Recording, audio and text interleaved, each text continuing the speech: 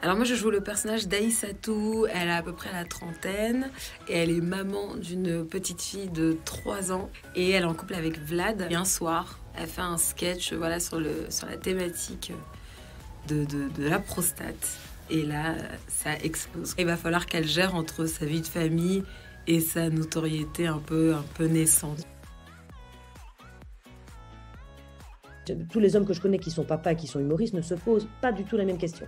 Mais en tant que femme, il y a ce côté, je fais un métier qui est différent.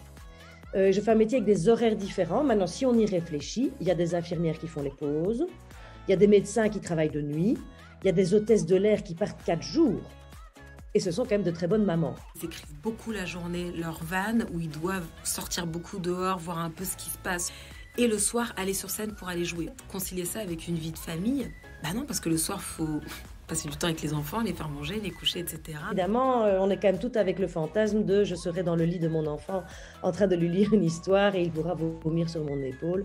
Voilà, ce genre de truc. Elle est obligée de ramener la petite au comédie club parce qu'elle a personne pour la garder. Ce qui compte, c'est l'organisation en fait. C'est vraiment la planification des choses.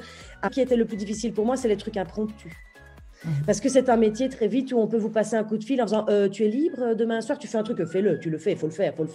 Avec en plus cette espèce de pression que si on ne dit pas oui, on ne leur proposera peut-être pas une deuxième fois. On met beaucoup de pression là où il n'en faut pas. Et on se culpabilise surtout énormément en tant que maman et c'est peut-être ça l'erreur. Voilà, le fait que son mari veuille un deuxième enfant, ça c'est la deuxième galère aussi d'Aïssatou. Ben non, parce que ça commence à marcher pour moi là, c'est pas le moment en fait. Voilà, je signe les dates, c'est fini, j'arrête, je ne tomberai pas enceinte, c'est que je ne dois pas avoir de troisième. Paf, je suis tombée enceinte. Et tout à coup, il y avait les dates qui étaient signées, et j'allais accoucher, 6 semaines après, je devais être sur scène, tout en allaitant. Enfin, c'était un truc... c'est la vie. Pour elle, ça peut être pris comme une galère de plus être au même pied d'égalité que ses amis avec qui elle a galéré pendant des années. Sa notoriété monte par rapport aux autres. Et là, elle sent que, en fait, elle va passer un step. Ce sera plus la petite Aïssatou du Comedy Club qui venait jouer avec ses potes. Quand on débute, on pense que ceux qui sont tout de suite dans la lumière sont ceux qui ont forcément le plus de talent. Enfin, on se compare aussi. Ça, ce sont les erreurs de débutants, je crois. Et je pense que quand on est dans ce métier, on réalise au bout d'un moment que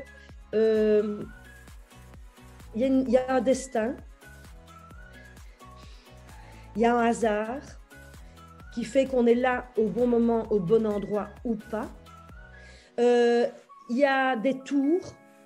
C'est pas parce qu'on a loupé une entrée voilà, où on n'est pas monté dans un train que tout à coup le train ne va pas se représenter.